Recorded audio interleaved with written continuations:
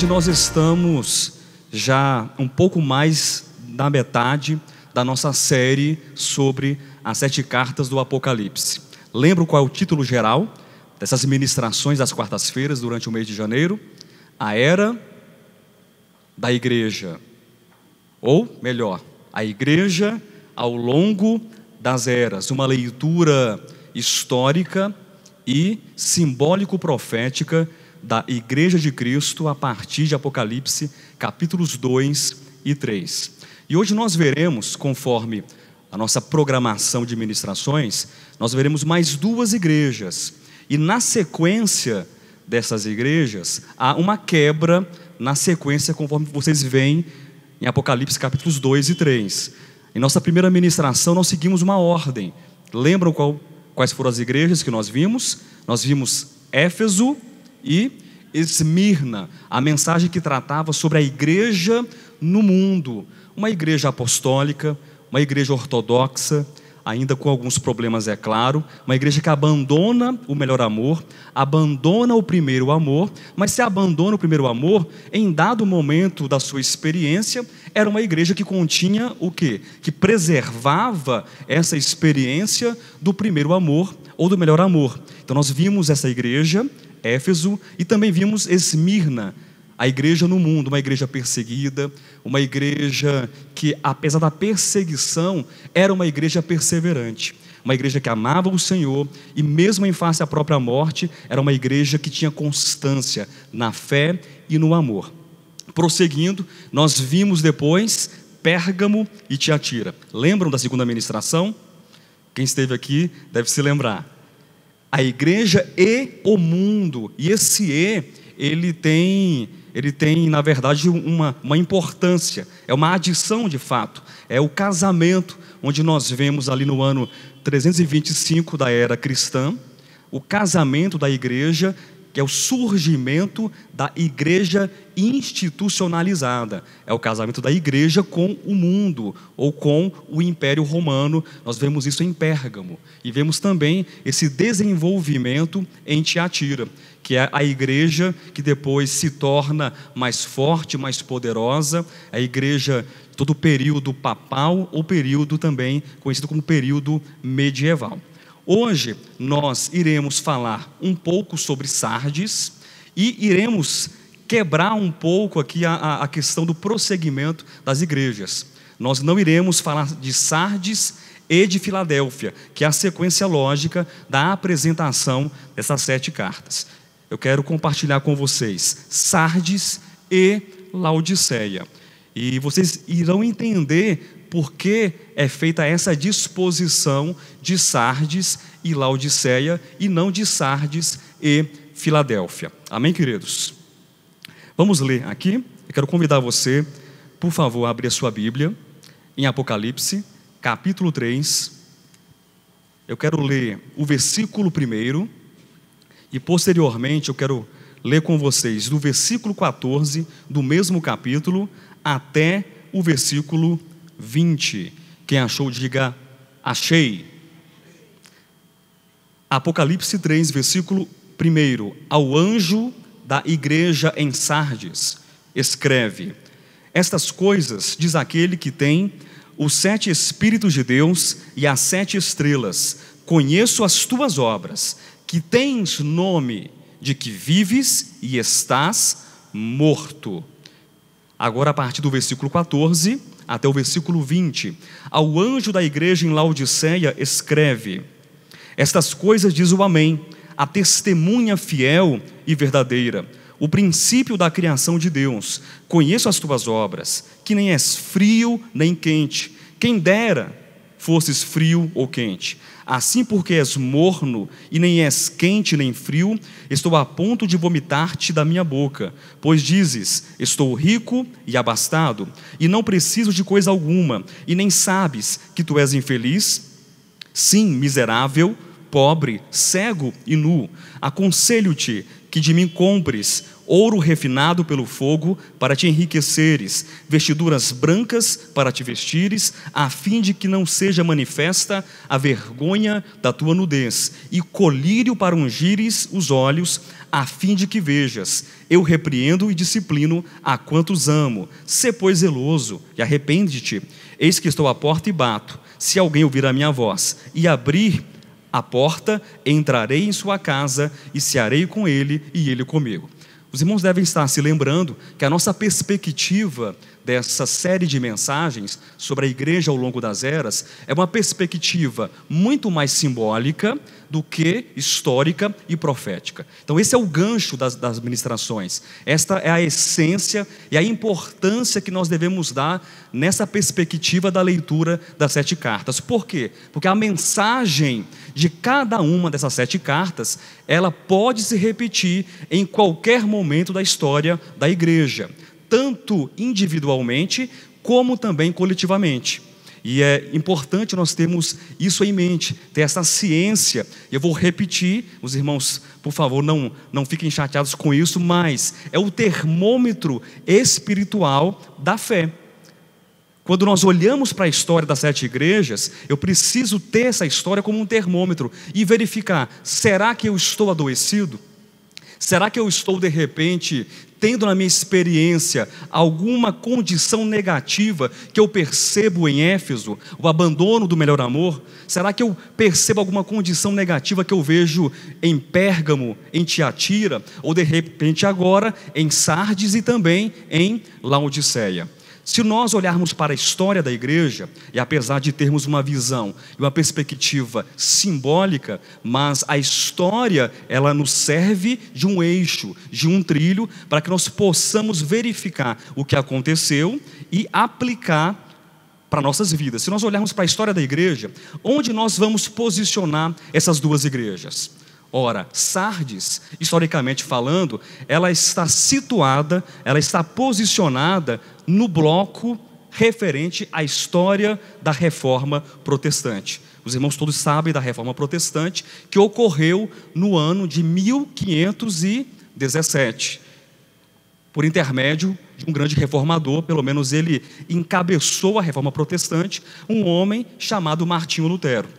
Então a Reforma Protestante é o marco que sinaliza historicamente a base da igreja em Sardes, que pelo próprio nome significa reforma, é a igreja reformada.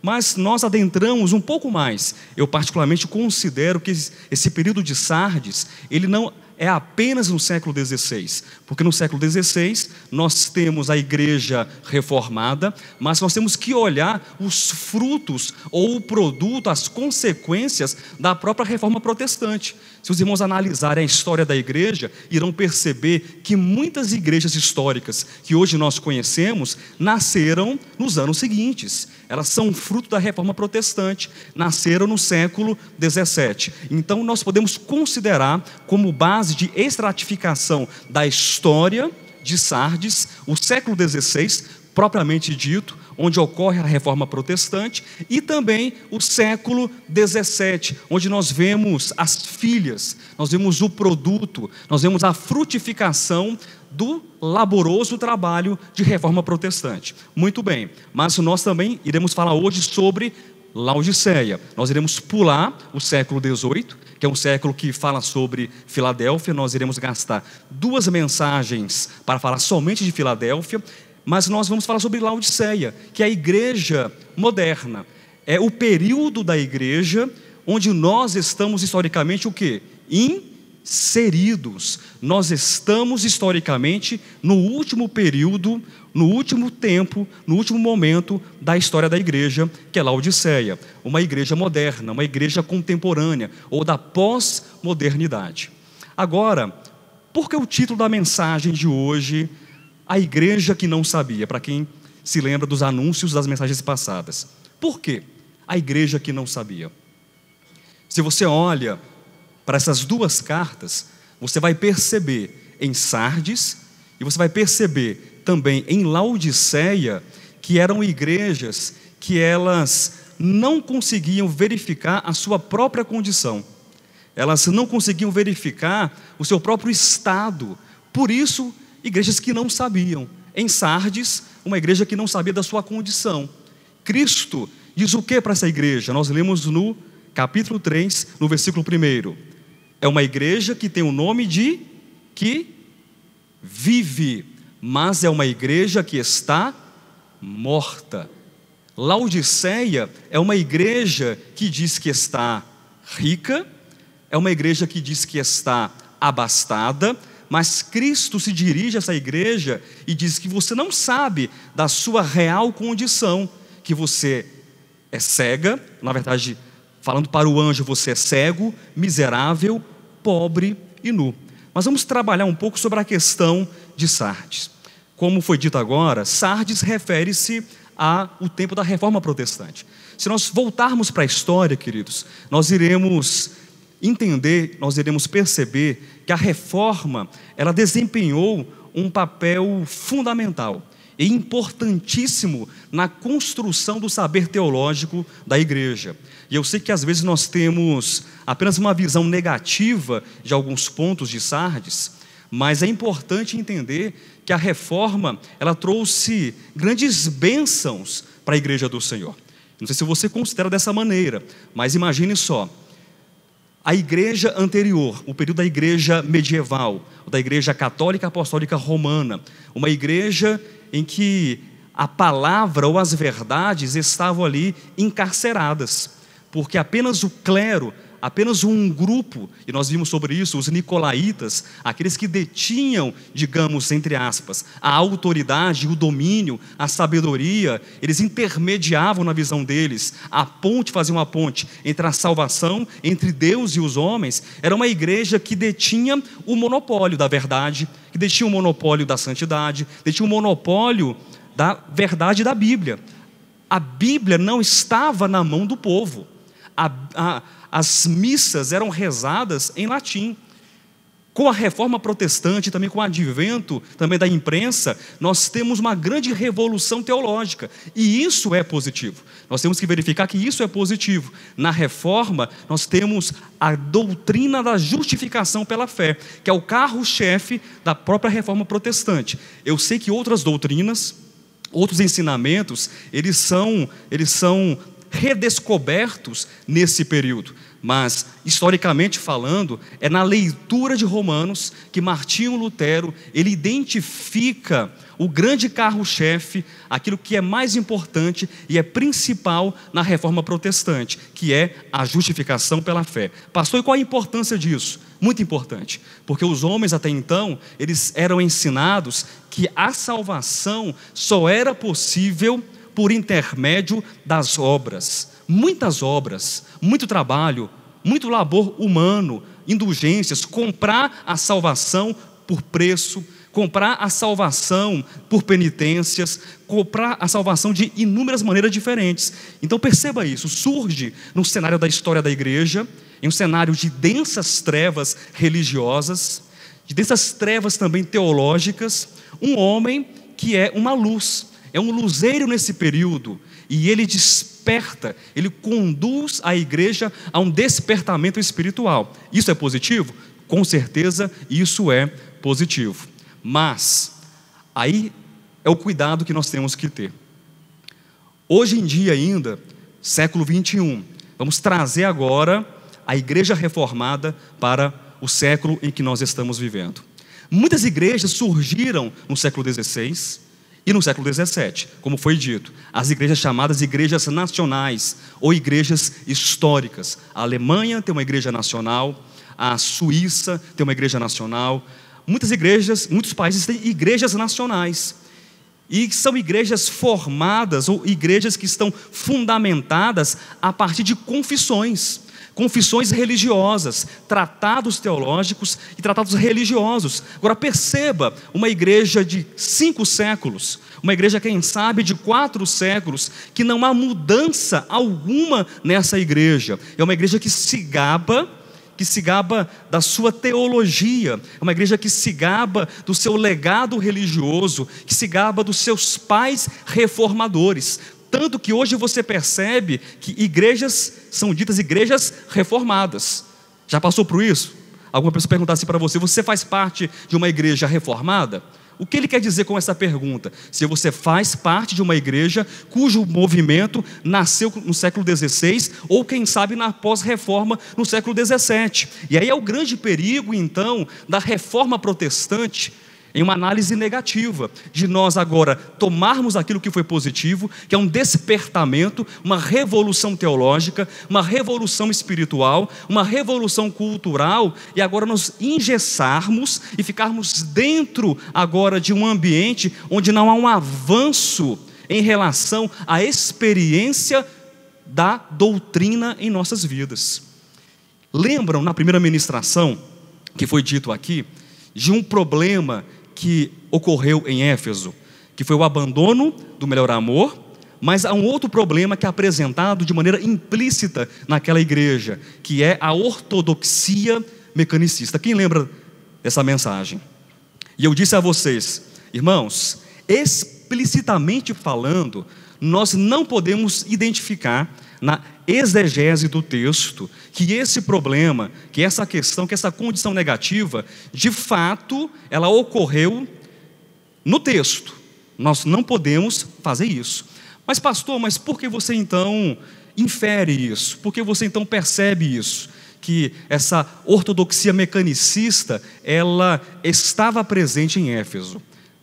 Nós inferimos pela advertência que Cristo faz à igreja, porque é uma igreja que ela tem obras, mas ela é convidada a retornar às primeiras obras, ela é convidada a retornar às melhores obras, e Cristo, ele corrige a igreja, ele adverte essa igreja, dizendo o seguinte: vocês abandonaram, ou o anjo da igreja em Éfeso abandonou o quê? O primeiro amor, abandonou o melhor amor. Agora coloque de um lado, você tem uma igreja ortodoxa, que colocava à prova aqueles que a si mesmos se diziam ou se declaravam apóstolos. Era uma igreja ortodoxa? Acompanhe o raciocínio. Era ortodoxa? Sim.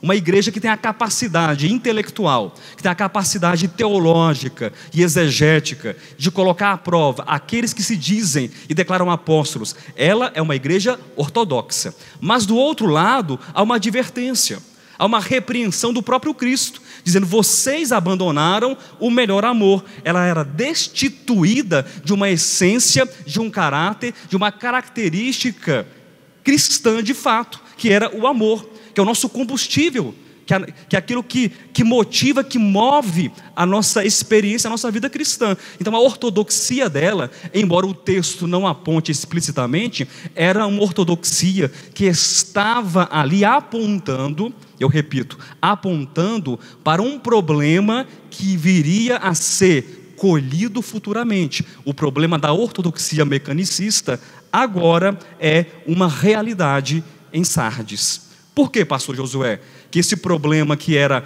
apontado em Éfeso, agora você diz, declara alto e bom som, que é uma realidade em Sardes? Ora, porque o texto que nós lemos, Cristo se aproxima dessa igreja dizendo: vocês dizem que estão vivos. Ou o anjo da igreja: você diz que está vivo. Qual a sua aparência?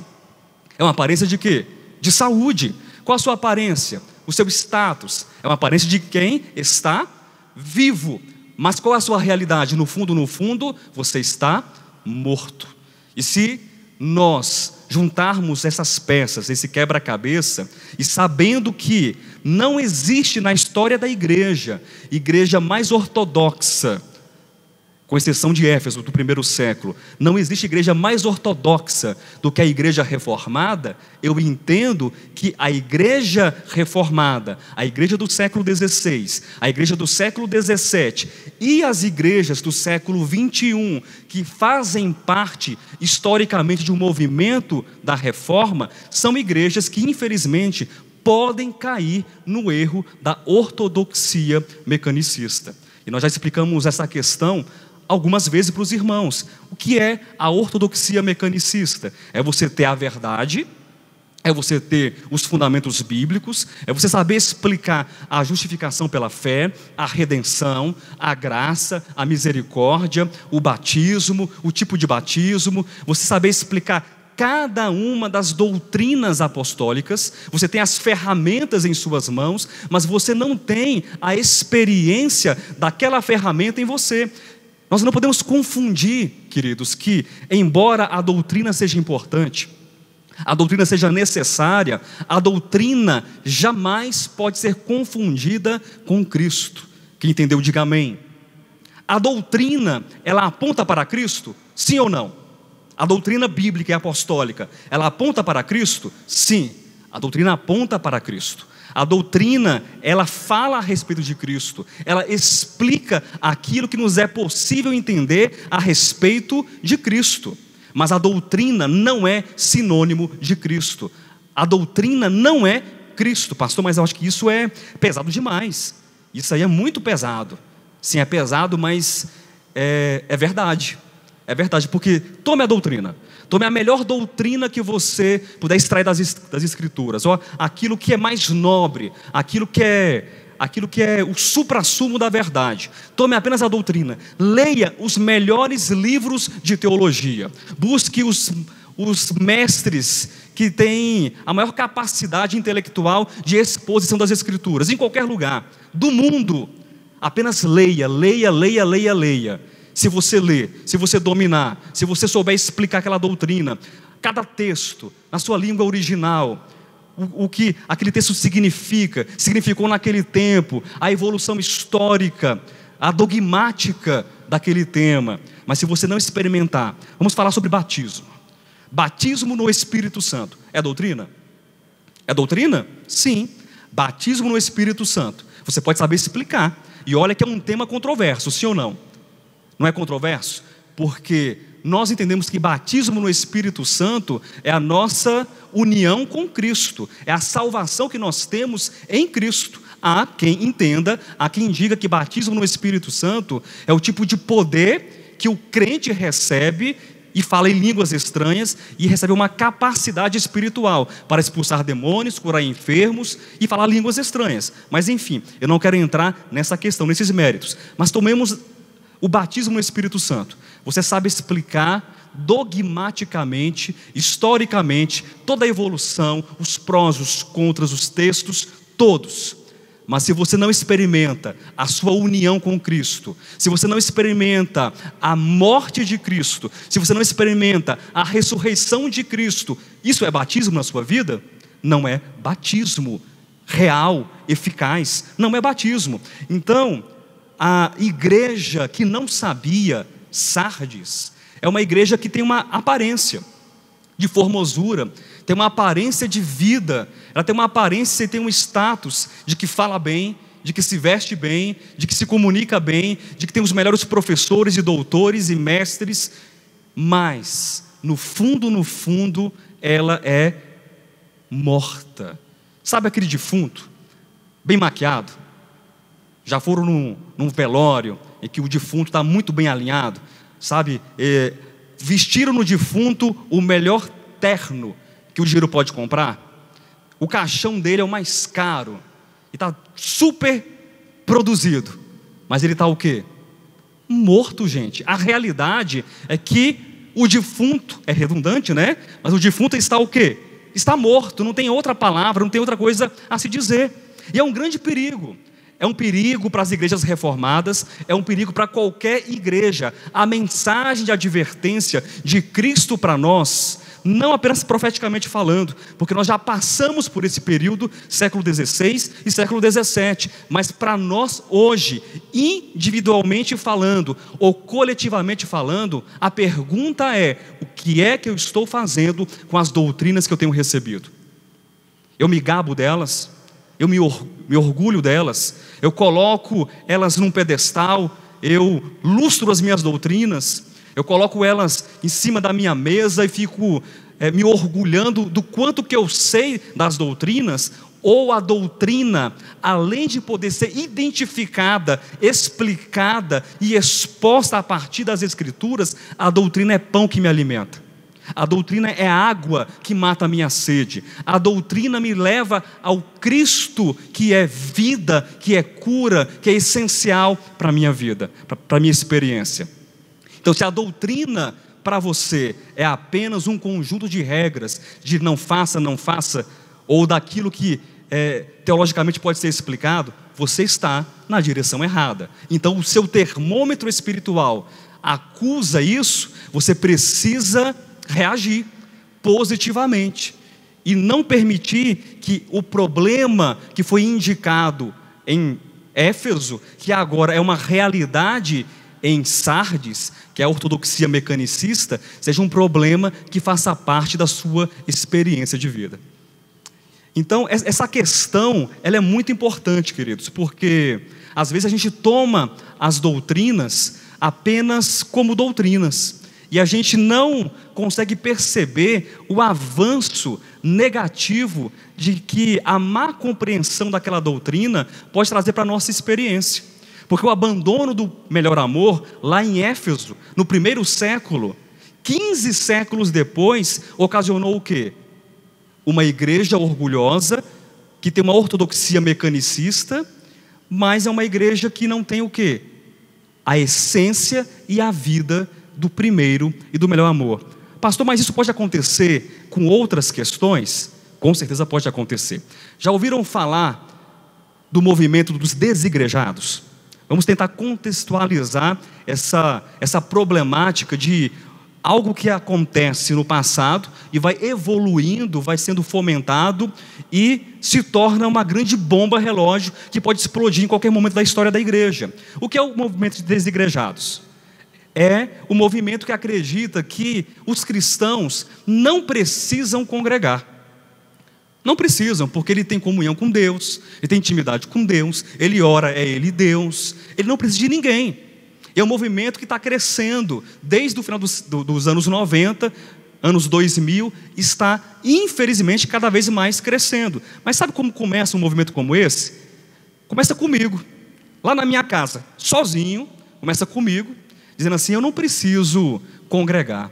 Para que congregar? Para que estar com os irmãos? Aí começa comigo, aí depois eu visito o Henrique, e aí eu espalho, eu contamino o Henrique com a mesma ideia, e aí depois a Silvia, aí depois um, depois outro. Então essa frieza espiritual de que a gente não precisa estar congregando, que a gente não precisa estar com os irmãos, vai aumentando e se torna em um movimento dos desigrejados. Já ouviram falar de outra coisa chamada teologia da prosperidade? Todo mundo já ouviu. Pois é, mas lembram lá de Tiatira? Lembram da doutrina de Balaão? Começa lá atrás, de pessoas que acreditam que por terem a graça de Deus, por terem, de repente, os dons do Espírito Santo, elas podem utilizar aquilo que Deus conferiu a elas para tirar proveito das pessoas. Isso acontece no nosso tempo? Muito. A teologia da prosperidade é simplesmente o amadurecimento de algo que aconteceu lá atrás na história da igreja. Então tenhamos esse cuidado. E não pensemos que, mas eu acho que essa doutrina aqui, se eu não compreender direitinho, se eu não tiver a experiência dela, não vai causar nenhum problema na minha vida. Então tenha a doutrina na sua vida, tenha, mas tenha não apenas como doutrina, mas como experiência de vida, como alimento e como pão para você. Falando sobre Sardes, eu separei aqui um texto, que eu acho um texto muito especial para exemplificar o problema de Sardes. Ele se encontra na Bíblia hebraica, lá no Antigo Testamento. Eu quero compartilhar com vocês nessa noite. Abra, por favor, lá em Ezequiel, capítulo número 37. É um texto um tanto longo, mas eu sei que os irmãos são muito pacientes e vão acompanhar essa leitura todinha comigo. Ezequiel 37, do versículo 1 ao versículo 14. Ora, Sardes é uma igreja que tem o nome de que está viva. Ela tem o nome de que está viva. A aparência externa de Sardes é o quê? Você olha para Sardes, do lado de fora, a aparência é o quê? Viva, mas interiormente lhe falta um conteúdo. lhe falta a essência, lhe falta a vida, lhe falta o amor. Vamos ler Ezequiel capítulo 37, do versículo 1 ao versículo 14. Eu quero que você faça aqui, por favor, as conexões. Tente aplicar esse texto com a realidade de Sardes. Veio sobre mim a mão do Senhor, e Ele me levou pelo Espírito do Senhor, e me deixou no meio de um vale que estava cheio de ossos, e me fez andar ao redor deles. Eram muito numerosos na superfície do vale, e estavam sequíssimos. Então me perguntou: filho do homem, acaso poderão reviver estes ossos? Respondi: Senhor Deus, tu o sabes. Disse-me ele: profetiza a estes ossos, e dize-lhes: ossos secos, ouvi a palavra do Senhor. Assim diz o Senhor Deus a estes ossos: eis que farei entrar o Espírito em vós, e vivereis. Preste atenção no texto. Porei tendões sobre vós, farei crescer carne sobre vós estenderei pele, e porei em vós o Espírito, e vivereis, e sabereis que eu sou o Senhor. Então profetizei segundo me fora ordenado. Enquanto eu profetizava, houve um ruído, um barulho de ossos que batiam contra os ossos, e se ajuntavam cada osso ao seu osso. Olhei, e eis que havia tendões sobre eles, e cresceram as carnes, e se estendeu a pele sobre eles, mas não havia neles o Espírito. Então ele me disse: profetiza ao Espírito, profetiza ao Filho do homem, e dize-lhe: assim diz o Senhor Deus, vem dos quatro ventos, ó Espírito, e assopra sobre estes mortos, para que vivam. Profetizei como ele me ordenara, e o Espírito entrou neles, e viveram, e se puseram em pé, um exército sobremodo numeroso. Então me disse: filho do homem, estes ossos são toda a casa de Israel. Eis que dizem: os nossos ossos se secaram, e pereceu a nossa esperança, estamos de todo exterminados. Portanto profetiza e dize-lhes: assim diz o Senhor Deus, eis que abrirei a vossa sepultura, e vos farei sair dela, ó povo meu, e vos trarei a terra de Israel. Sabereis que eu, o Senhor, quando eu abrir a vossa sepultura, e vos fizer sair dela, ó povo meu, porei em vós o meu Espírito, e vivereis, e vos estabelecerei na vossa própria terra. Então saberei que eu, o Senhor, disse isto, e o fiz, diz o Senhor. Amém. Texto longo, mas um texto que serve para nós como uma referência alegórica para a condição de Sardes. Havia um numeroso exército, mas até então, antes do Espírito ser soprado, antes do Espírito ser introduzido e insuflado naqueles corpos, possivelmente eram corpos belos, eram corpos que estavam totalmente ali organizados e montados. Era um vale de ossos secos. Imagine a igreja medieval, um vale de ossos secos. Mas vem um Espírito e começa a organizar, a colocar cada osso no seu devido lugar, a colocar cada coisa no seu devido lugar. E tem os ossos, e tem os tendões, e tem a carne, e tem os músculos, e tem a pele, e tudo está certo, mas ainda assim falta algo, que simplesmente, meu irmão e minha irmã, é o mais importante, é o Espírito. Pastor Josué, e qual lição nós devemos extrair de Sardes, ou do vale de ossos secos? Não importa quão formosos nós sejamos, externamente falando, não importa quão organizada seja a nossa igreja, não importa quão ortodoxa, e perceba em nome de Jesus, não estou falando mal da ortodoxia, nós temos que ter clareza sobre isso. Não importa quão ortodoxa seja a nossa igreja, se nós não formos tomados, preenchidos, guiados pelo Espírito de Deus, nós somos um exército numeroso, belo, bem vestido, ortodoxo, mas nós não passamos de mortos. Será que isso incomoda seu coração? Se não incomoda, deve incomodar, porque tem muito defunto andando por aí, e de repente eu posso estar também numa condição parecida como essa. Mas há uma esperança para aqueles que estão nessa condição. Há uma saída para aqueles que estão nessa condição. É o Espírito. O Espírito é a vida. O Espírito é o conteúdo. O Espírito é a essência. Lembram que Éfeso é a igreja que abandona o primeiro amor? Todo o problema começa lá atrás. É com o abandono do primeiro amor que vai desencadeando uma série de problemas, uma série de consequências terríveis e danosas por toda a história da igreja.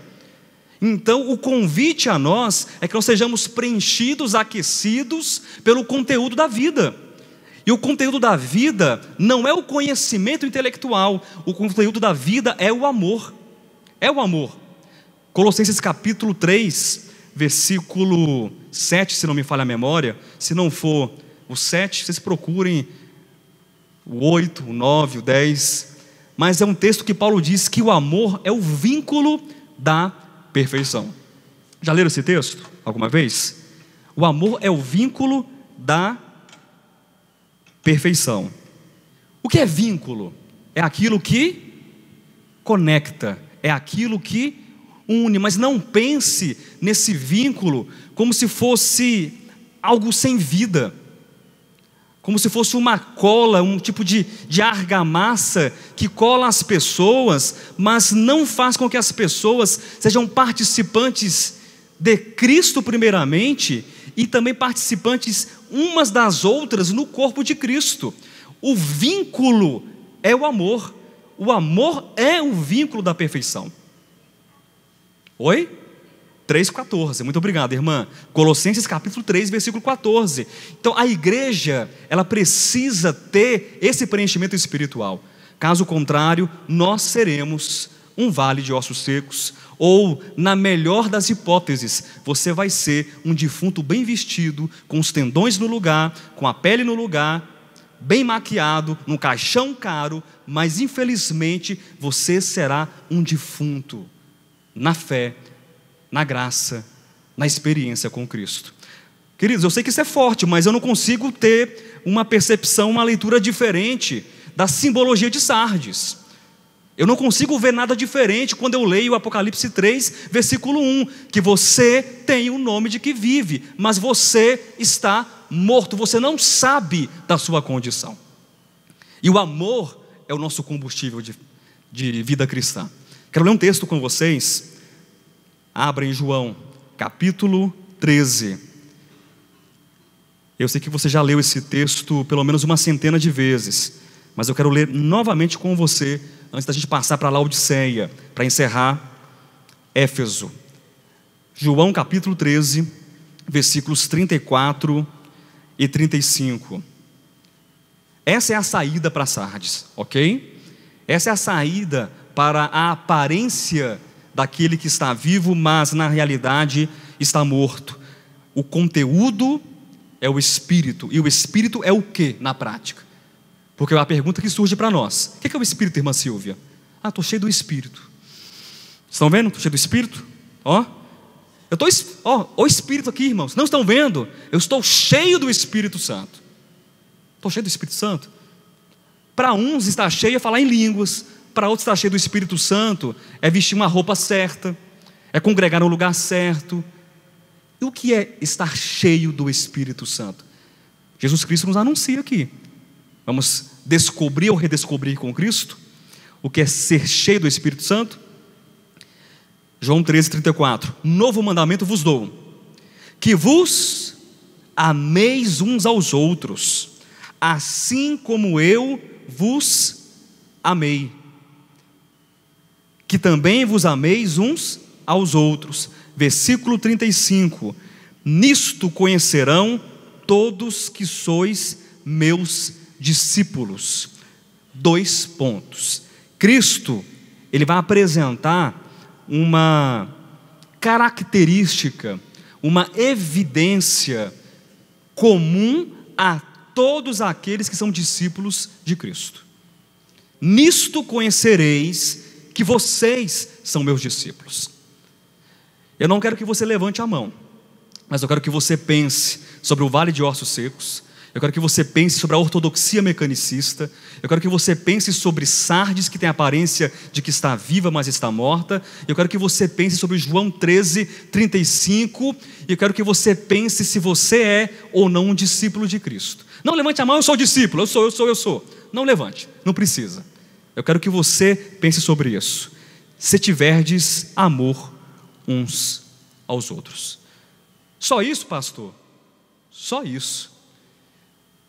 É a forma, é a característica, é a evidência que mostra que nós somos realmente discípulos de Cristo. O discípulo de Cristo é conhecido pelo amor a si mesmo? Não, pelo amor pelo próximo, pelo amor pelos outros.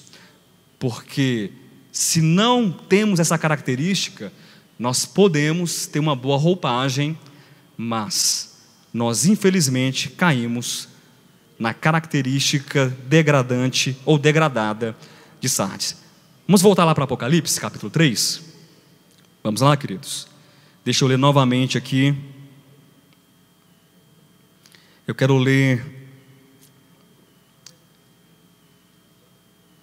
o versículo 15, 16 e 17. Quem achou, diga amém. Diz assim: Laodiceia, agora vamos sair de Sardes, a igreja que não sabia que estava o quê? Morta. E Laodiceia é uma igreja que não sabe também. Mas o problema de Laodiceia, ele é um tanto que diferente de Sardes. Talvez acumule o de Sardes e tem algo a mais. Laodiceia é a igreja que também não sabia. Versículo 15: Conheço as tuas obras, que nem és frio nem quente. Quem dera fosses frio ou quente. Assim, porque és morno e nem és quente nem frio, estou a ponto de vomitar-te da minha boca. Pois dize: estou rico e abastado, e não preciso de coisa alguma, e nem sabes que tu és o quê? Infeliz, sim, miserável, pobre, cego e nu. O problema de Laodiceia é uma igreja que ela não sabe que ela é miserável, não sabe que ela é infeliz, não sabe que ela é pobre, que ela é cega e que ela é nua. Mas acontece de repente isso, ela simplesmente chega numa condição de não saber que ela é cega de fato, miserável. De repente que isso acontece? Não. Os problemas, eles são plantados, eles são como sementes, e vão evoluindo, vão crescendo.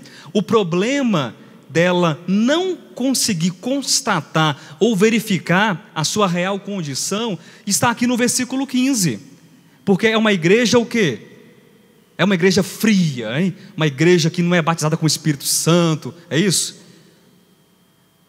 É uma igreja muito quente, demais. É o quê? É uma igreja morna. E o morno, ele indica o quê? É um meio termo. O morno é morno. O morno, ele é um pouco de frio? Tá, intermediando. O morno é um pouquinho de quente? Também.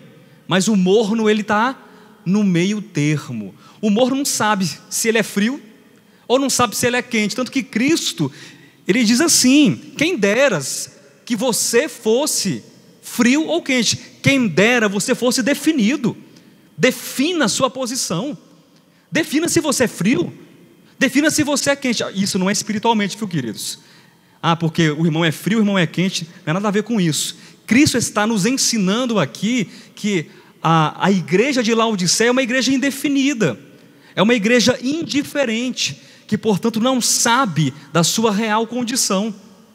Ela não sabe que ela de repente está como Sardes também, está morta, que ela precisa de ajuda, mas não vê a sua condição. E indiferença, meu irmão, preste atenção no que eu vou falar. Indiferença é um dos piores problemas espirituais que um crente pode ter. É um dos piores problemas espirituais, é a indiferença. Por quê?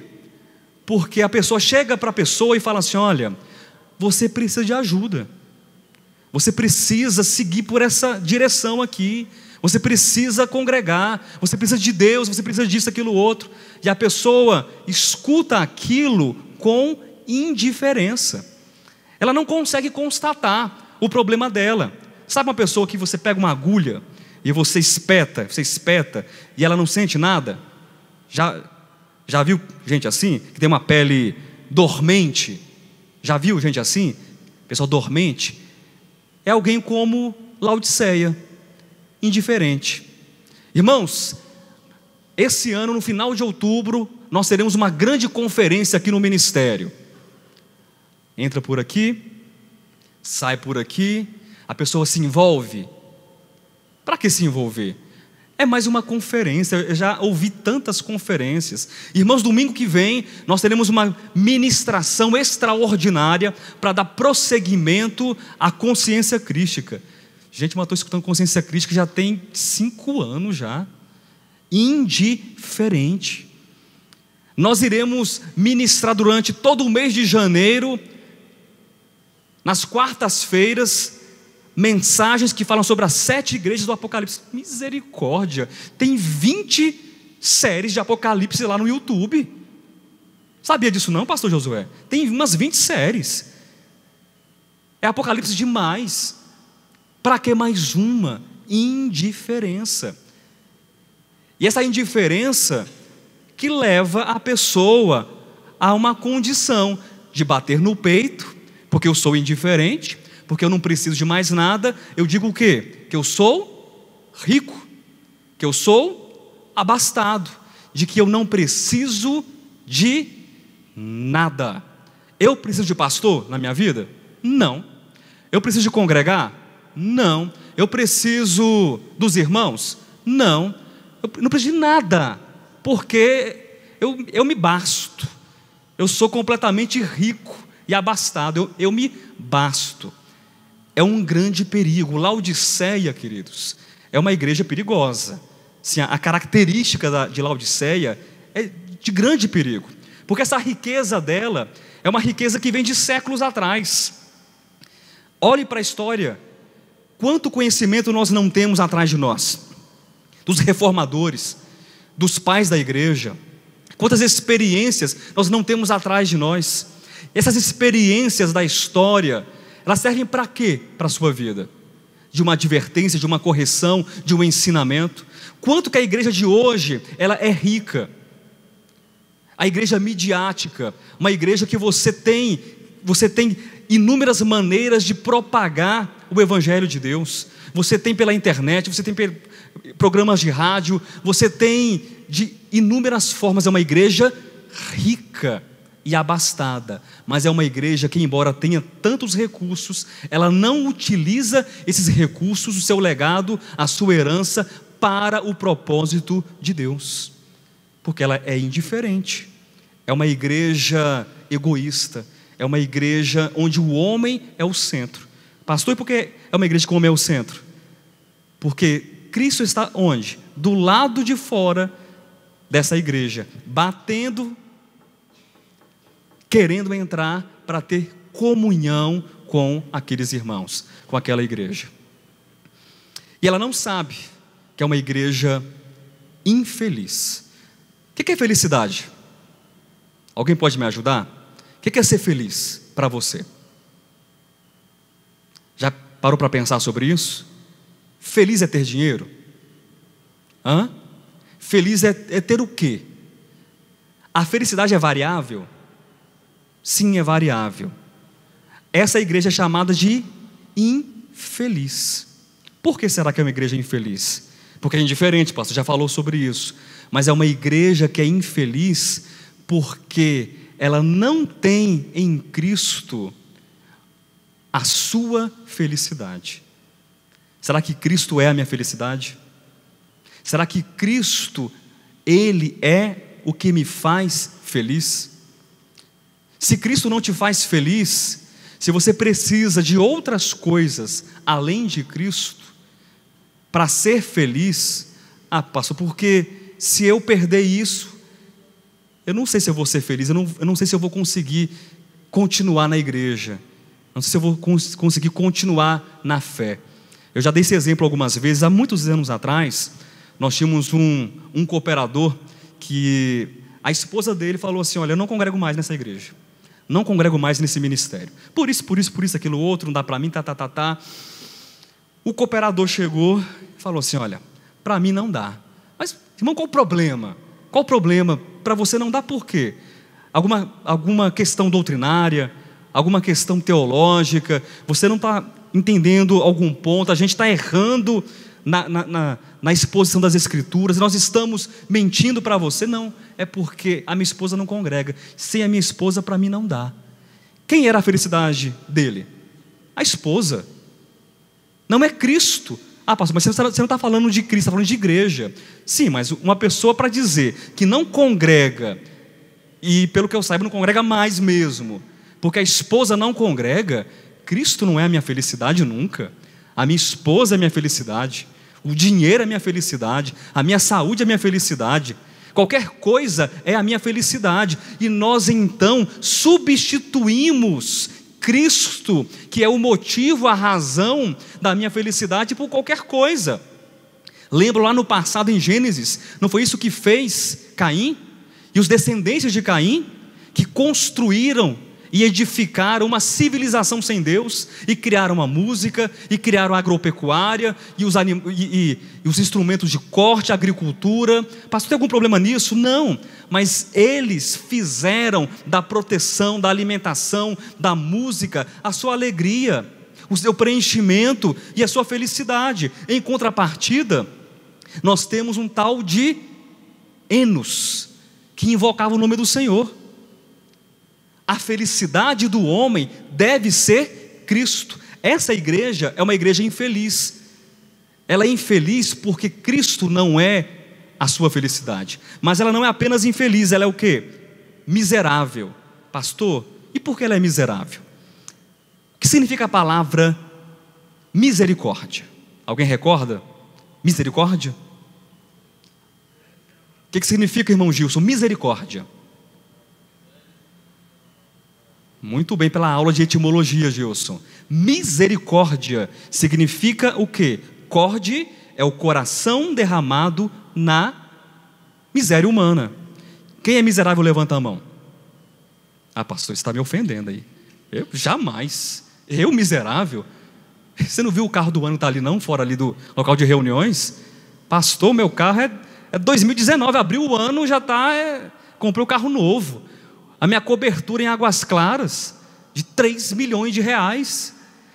Meu irmão, não estou falando de dinheiro, estou falando de necessidade. Todos nós somos miseráveis, porque nós não somos autossuficientes. Se você não é autossuficiente, se você não é poderoso, se você não é alguém que pode viver por si mesmo, sem precisar de ninguém, então você é miserável. E agora é um problema não entender a sua miséria, a sua miserabilidade. E a igreja, ou a característica da igreja de Laodiceia, é uma igreja miserável. Por quê? É orgulhosa. Porque a sua riqueza não é Cristo, a sua alegria não é Cristo, a sua felicidade não é Cristo. Então ela é miserável, mas ela não identifica que ela é miserável. Nós precisamos entender que somente Cristo, Ele nos basta. Que a nossa miséria, ela só pode ser tratada por Cristo. Porque seremos então miseráveis sem conhecimento da nossa miséria.